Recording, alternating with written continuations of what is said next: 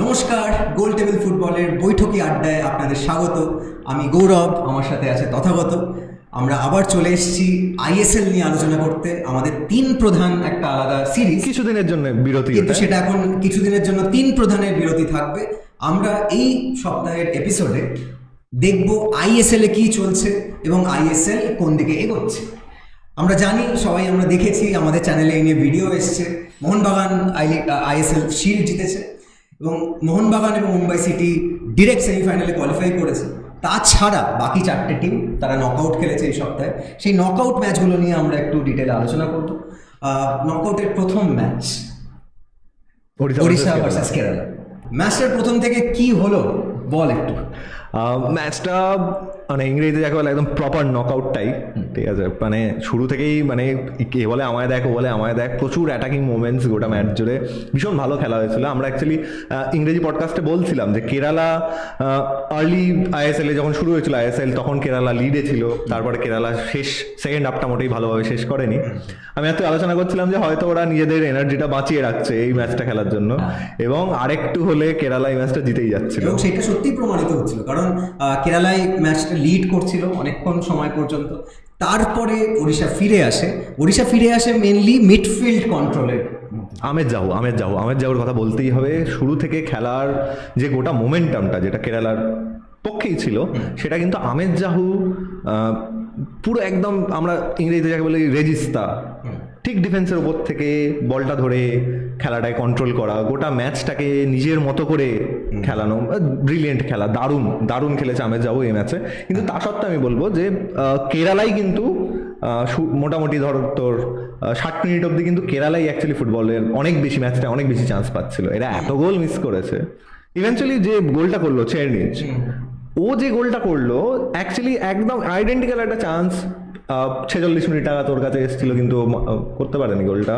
ও যদি করতে পারতো তাহলে আমার মনে হয় যে ম্যাচের রেজাল্ট অন্যরকম হতো। কিন্তু ম্যাচটা সেকেন্ড হাফের কথা যদি আমরা বলি, তাহলে সেকেন্ড হাফে ফ্র্যান্টিক যাকে বলা যায়, যে প্রচন্ড দুটো টিমই অ্যাটাক করছে, বারবার অ্যাটাক, স্রোতের মতো অ্যাটাক আসছে, অনেকগুলো গোল হতে পারতো। সত্যি বলতে কেরালা যে চান্সগুলো মিস করেছে, সেই চান্সগুলো মিস করলে আইএসএল এর মতো একটা টুর্নামেন্টে নকআউটে পরের রাউন্ডে যাওয়া সম্ভব নয়। এইরকম চান্স মিস করলে তোমাকে হারতেই হবে, এবং সেটাই হলো কেরালার সাথে। কেরালা চান্সগুলো মিস করলো, কিন্তু যখন মরিসিও এসে খেলার মোমেন্টাম নিজের হাতে নিয়ে নিল। রয় কৃষ্ণা আমরা দেখছিলাম শুরু থেকেই একটু ছটফট করছে, কিন্তু রয় কৃষ্ণা আর মরিসিও আসার পরে মিডফিল্ডে একটা সাম্রাজ্য বিস্তার করলো। কারণ জাহু, আমি তোকে বলছিলাম না, প্রথম থেকেই জাহু চাইছিল যে মিডফিল্ডের ওরা আউট বল পাচ্ছিল না, এবং Lobera being the master tactician, ও কিন্তু মরিসিওকে সেকেন্ড হাফে আনলো। এবং তখনই দেখতে পেলাম যে জাহু কিন্তু মরিসিওর দিকে তাক করে অনেকগুলো লম্বা বল ডিফেন্স লাইনের পিছনে ফেলছে। কোনো বল এবার খুব স্বাভাবিকভাবে মরিসিও যখন চলে এসছে, মরিসিও বোধহয় লিগের one of the top scorers, মরিসিওকে নিয়ে যখন কেরালার ডিফেন্ডাররা একটু ব্যস্ত হয়ে গেল, তখনই জায়গা পেতে শুরু করলো রয় কৃষ্ণ। এবং তার ফলেই হয়তো, সেটা বলা কঠিন, কিন্তু হয়তো তার ফলে আমরা দেখলাম যে একটা কনসেন্ট্রেশন ল্যাপস, একটা ডিফেন্সিভ ল্যাপস থেকে প্রথম আউটলেটটা পেয়ে একদমই তাই, প্রথম আউটলেটটা পেয়ে গেল ওড়িশা। একদমই তাই। কারণ তুমি এই ম্যাচে দেখো, তুমি রয় কৃষ্ণের মতো প্লেয়ারকে, যে এতদিনের এক্সপিরিয়েন্স, এতবার আইএসএল জিতেছে, তাকে তুমি তার ওপর থেকে তুমি চোখ সরিয়ে নিতে পারো না ওরম ভাবে। আর যেখানে আমরা জানি যে জাহুর একটা লম্বা বলের প্রতি প্রবণতা আছে, পিন পয়েন্ট অ্যাকুরেসি নিয়ে সেই বল বাড়ায় জাহু, এবং সেই বল বারবার রয় কৃষ্ণের দিকে গেল। আমরা দুটো গোলই দেখলাম অলমোস্ট আইডেন্টিক্যাল, একদম সিমিলার গোল পুরো। এবং সেখানে রয় কৃষ্ণের কথা বলতেই হবে। রয় কৃষ্ণ কলকাতার মাঠে খেলে গেছেন বহুদিন, এখানে বহু সমর্থক বাঙালিদের মধ্যে রয় কৃষ্ণার আছে, এবং রয় কৃষ্ণা এই বয়সে এখনো বুঝিয়ে যাচ্ছে সত্যি রয় কৃষ্ণা কি জিনিস। কারণ তার ফার্স্ট টাচ, তার বল কন্ট্রোল, তার ভিশন, যেভাবে শরীর ঘুরিয়ে নিয়ে পাস করা, এখন গোল করার প্রতি তার যে লোভ, বলতে গেলে সেটা কমেছে। এখন গোল করাতে চায়, ম্যাচ জেতাতে চায়, এবং একটা প্লেয়ারের মধ্যে, একটা অ্যাটাকিং প্লেয়ারের মধ্যে এটা একটা বড় সম্পদ বলতে হবে। এবং যে দুটো গোল হলো ওড়িশার, ওটা কিন্তু মানে গোলগুলো করেছে আইজ্যাক আর আমাদের মরিসিও, কিন্তু গোলটা খুলে দিয়েছে চাবিটা, কিন্তু মানে তালার চাবিটা কিন্তু ছিল এই রয় কৃষ্ণের পাই একদম। এবং আইজ্যাক রালতে এবং মরিসিও যে দুটো ফিনিশ করেছে, সেই দুটো ফিনিশ না করে উপায় এমন জায়গায় বলটা সাজিয়ে দেওয়া হয়েছে।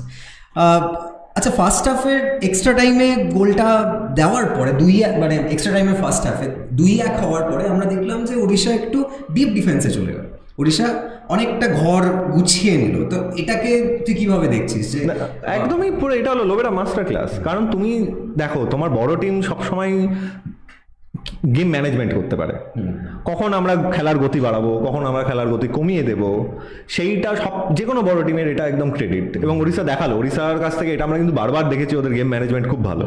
হয়তো ওদের লিগের ফল আশানুরূপ হয়নি, কিন্তু ওদের এই গেম ম্যানেজমেন্ট, লোবেরা, আমি আবার লোবেরা বলতেই হয়, লোবেরা এতদিনের এক্সপিরিয়েন্স কোচ, ওই এইখানে যে চেঞ্জগুলো আরও 2-3টে তারপরে চেঞ্জ হলো, এবং ডিফেন্সিভ শেপটা ওদের এত ভালো ছিল যে কেরালা কিন্তু অ্যাকচুয়ালি যখন ওরা 2-1 জিতছিল ওড়িশা, তারপর থেকে কিন্তু কেরালা আর খুব বেশি সুযোগ পায়নি। ওড়িশা খেলার পেসটা খুব ভালো কন্ট্রোল করতে পারে, কখন খেলার পেস বাড়াতে হবে, কখন কমাতে হবে, কখন নিজেদের মধ্যে খেলতে হবে, অপোনেন্টকে নিজেদের মতো করে খেলানো, একদম শিল্প, সেটা ওড়িশা খুব ভালো পারছে। এই হেন ওড়িশা সেমিফাইনালে খেলবে মোহনবাগানের বিরুদ্ধে। এবং অবশ্যই আমরা মনে রাখবো যে গ্রুপ স্টেজে এই দুটো টিম দুবার খেলেছে এবং দুটো ম্যাচই ড্র হয়েছে, একটা গোললেস ড্র, একটা 2-2 ড্র। ওই 2-2 ম্যাচটা আবার মরিসিও রেড কার্ড খেয়েছিল।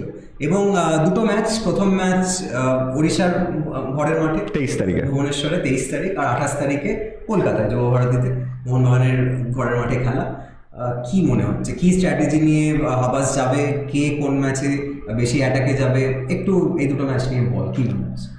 দেখ, এই ম্যাচটা আমি দেখবো মূলত, হয়তো যারা যারা ধর ফ্যান নয় এই দুটো ক্লাবে, তাদের জন্য এই ম্যাচটা হয়তো অতটা ইন্টারেস্টিং হবে না, কিন্তু আমাদের জন্য প্রচন্ড ইন্টারেস্টিং হবে যারা একটু ফুটবলের ট্যাকটিক্স নিয়ে একটু মাথা ঘামায়। কারণ লোবেরা এবং Habas, it would be a battle of the tacticians, যেটা আমরা বলছিলাম, যেটা আমরা এরপরে দেখবো আরেকটা সেমিফাইনাল, কিন্তু সেই সেমিফাইনালে হয়তো ট্যাকটিক্যাল ব্যাটল অতটা হবে না, কিন্তু এই সেমিফাইনালটা একেবারে একটা ট্যাকটিক্যাল, ফুটবলটা যে মাথার খেলা সেটা এই সেমিফাইনালে বোঝা যাবে। তার কারণ হলো যে যদি কেরালার ম্যাচটা তুই ভালো করে দেখিস, তাহলে দেখবি যে এই কেরালা যে চান্সগুলো পাচ্ছিল, সেই চান্সগুলো অ্যাকচুয়ালি পাচ্ছিল ওড়িশার একটা ছোট্ট ভুলের জায়গা যদি আমরা বলি, সেখান থেকে যে ওদের ডিফেন্সিভ লাইন আর ওদের মিডফিল্ডের লাইন, তার মধ্যে ওদের গ্যাপটা অনেকটা। জাহু যখন বল পাচ্ছে, জাহু যখন ফরওয়ার্ড খেলতে যাচ্ছে, তখন এই গ্যাপটা আরো বেশি করে বেড়ে যাচ্ছে। এবং আমরা সবাই জানি যে এই যে গ্যাপটা ডিফেন্স লাইন এবং মিডফিল্ড লাইন, এই গ্যাপের মধ্যে খেলতে ভালোবাসে দিমি পেত্রাতস। এবং দিমি পেত্রাতস যদি এই পকেট অফ স্পেস গুলো পায়, তাহলে কিন্তু দিমি পেত্রাতস ভয়ঙ্কর। কারণ পেত্রাতস তুই দেখ মুম্বাইয়ের ম্যাচটাতেও পেত্রাতস কিন্তু ওই একই ডিফেন্স আর মিডফিল্ডের লাইন থেকে বলটা পেলো, প্রথম গোলটা যেটা লিস্টনকে ওখান থেকে বাড়ালো। এইখানটায় আমার মনে হয় লোবেরাকে একটু দেখতে হবে, এইখানে লড়াইটায় কি হচ্ছে, এটা ভীষণ ইন্টারেস্টিং হবে। এবং এই মাঝমাঠের কথা তুই যখন বলছিস, মাঝমাঠে আরেকটা খুব জরুরি ব্যাপার হাবাসের জন্য হবে, কিভাবে আহমেদ জাহুকে আটকানো যায়। এবং সেই আহমেদ জাহুকে আটকানোর জন্য তোর কি মনে হয় হাবাসের স্ট্র্যাটেজি কি হতে চলেছে? দেখ, আহমেদ জাহুকে আটকানোর জন্য হাবাসের যে স্ট্র্যাটেজি, যেটা হাবাস যে কোনো রকমের ভালো মিডফিল্ড কি বলবো মাইস্ট্রোদের এগেনস্টে নিয়েই থাকে, সেটা হলো যে একটা ডেস্ট্রয়ার খেলানো। আমরা মুম্বাই ম্যাচেও দেখেছি অভিষেক সূর্যবংশী শুরুতে খেলেছে এবং মূলত ও মাঝমাঠের খেলা ধ্বংস করার জন্যই খেলেছে। এবং তারপরে যখন হলুদ কার্ড খেয়ে গেল, পরে কিন্তু দীপক টাঙ্গরিকেও নামানো হলো। আমার মনে হয় আমরা একেবারেই অবাক হব না যদি অভিষেক বা দীপক কেউ একজন শুরু থেকে আহমেদ জাহুর পিছনে দাঁড়িয়ে যায়, ম্যান মার্কিং করে আহমেদ জাহুকে খেলা থেকে বার করে দেওয়া, এটাই হবে হাবাসের গেম প্ল্যান, আমার অন্তত তাই মনে হচ্ছে। খুব ভালো। কিন্তু হাবাসের একটা জিনিস আমরা দেখেছি যে হাবাস স্টার্টিং 11 পরপর 2 ম্যাচে সেম রাখে না। হয়তো এই ম্যাচে আমরা দেখবো মানভীর এবং কোলাসোকে যেরকম দুটো উইং ব্যাকে ব্যবহার করলো মুম্বাইয়ের বিরুদ্ধে, এবং সেটা খুব এফেক্টিভ হোক, কারণ মানভীর কোলাসো দুজনেই ট্র্যাক ব্যাক করে একটা ডিফেন্সিভ রিইনফোর্সমেন্ট তৈরি করছে এবং তার সাথে অ্যাটাকিং একটা সাংঘাতিক উইং প্লে তো তৈরি হচ্ছে, যেটা আমরা কোলাসোর গোলটা দেখতে পেলাম। মানভীরও ভীষণ পজিটিভ ইনস্ট্রুমেন্টাল ভূমিকা নিয়েছিল ম্যাচটায়। আমার মনে হয় একটা সম্ভাবনা আছে যে হাবাস পুরো স্টার্টিং 11 এক না হলেও মানভীর এবং কোলাসোকে উইং ব্যাকে খেলানোর স্ট্র্যাটেজিটা হয়তো এই ম্যাচেও আমরা দেখতে পাবো। কোলাসোকে লাগবে, তার কারণ কোলাসো মুম্বাইয়ের ম্যাচটাও কিন্তু ছাংতের সাথে বারবার করে নিচে ফিরে আসছিল, আমরা এখন দেখছিলাম মাঠে খেলা। এই ম্যাচে হয়তো রয় কৃষ্ণ আমরা সবাই জানি ডান দিকে খেলে, রয় কৃষ্ণের সাথে আমরা আবার লিস্টন কোলাসোর এই যে ওঠানামা, এটা বেশ একটা মজার জিনিস হতে চলেছে, কারণ রয় কৃষ্ণও যখন ডান দিকে খেলবে, রয় কৃষ্ণও কিন্তু ওর ডিফেন্সিভ কভারেজ বেশ ভালো, ও কিন্তু লিস্টনকে ফলো করে করে নিচে আসবে, যেটা ছাংতে অতটা করছিল না। এবং আমরা জানি যে শুভাশিস একটা ডিফেন্সিভ ওয়াল সত্যি বলতে, কিন্তু শুভাশিস একটু গতির দিক থেকে হয়তো স্লথ, সেখানে রয় কৃষ্ণকে আটকানোর জন্য শুভাশিসের কোলাসোর সাহায্যটা খুবই লাগবে। আমরা দেখব কি স্ট্র্যাটেজিতে হয়। বাংলা ফুটবলের সমর্থক হিসাবে আমরা তো চাইবই যে মোহনবাগান এই ম্যাচটা জিতুক, কিন্তু প্রেডিকশন কি হতে চলেছে?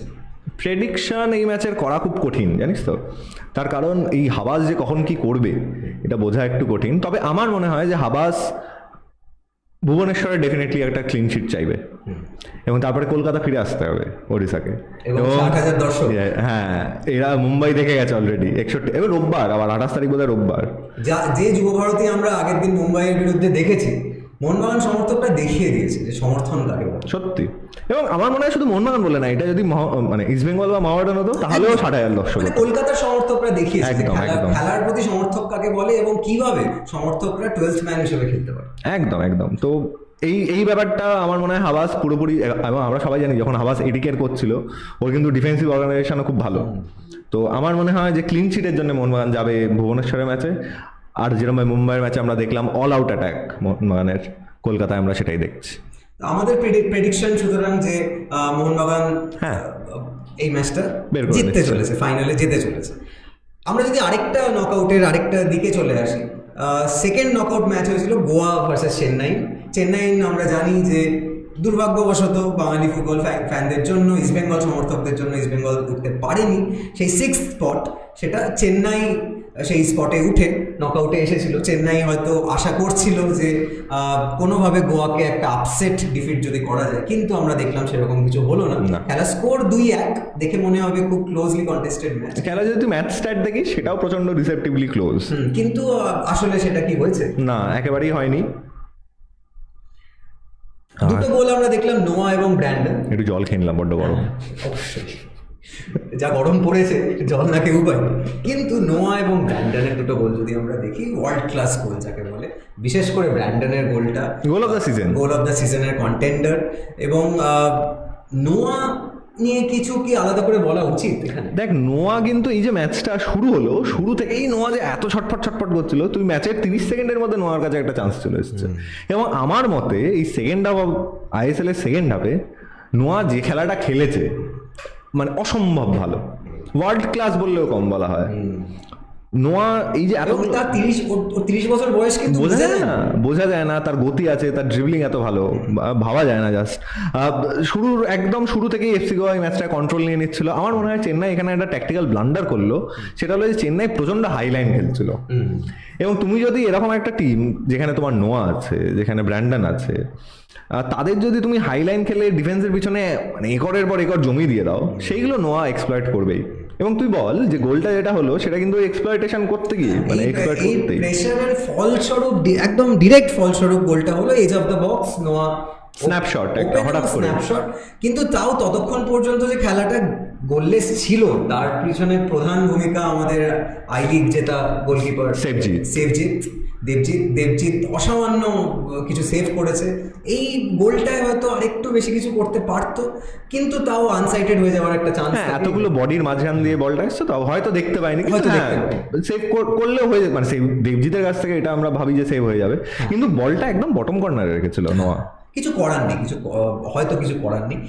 কিন্তু আরেকটা কথা এখানে গুরুত্বপূর্ণ হতে চলেছে যে চেন্নাইয়ের নিজের প্রায় সমস্ত চান্স কিন্তু সেট পিস থেকে, গোলটাও সেট পিস থেকেই হলো, কর্নার থেকে একটা পিন বল টাইপের একটা খেলা হয়, শেষে একটা স্ক্র্যাপি গোল যেটাকে বলে প্রচন্ড। তো এই সেট পিসের ডিফেন্ড করার সময় আমরা কিন্তু দেখতে পাচ্ছি যে গোয়া একটু নড়বড় করছে। এবং শুধু সেট পিসে না, গোয়া কিন্তু ডিফেন্সিভলি একটু দুর্বল, যেটা আমরা একদম শুরুতে পডকাস্ট যখন শুরু করছি তখন দেবজয়দার সাথে আমার আলোচনা হচ্ছিল যে এই সন্দেশ জিঙ্গানের না থাকাটা, এটা কিন্তু ওদের প্রচন্ড হ্যাম্পার করেছে। সন্দেশ জিঙ্গান যদি এই গোয়া টিমে তুই ডিফেন্সে দিয়ে দে, ওরা কিন্তু টাইটেল কন্টেন্ডার হতে পারতো, যেটা ওরা হয়েছে, থার্ড ফিনিশ করেছে। এবং সেমিফাইনালে উঠেছে মানে কাপ কন্টেন্ডার। হ্যাঁ, কারণ গোয়া একটা সময় মাঝখানে একটা সময় বোধহয় 5 ম্যাচ না 6 ম্যাচ উইনলেস ছিল, সেইটা আমার মনে হয় যে সন্দেশ জিঙ্গান থাকলে এটা হতো না।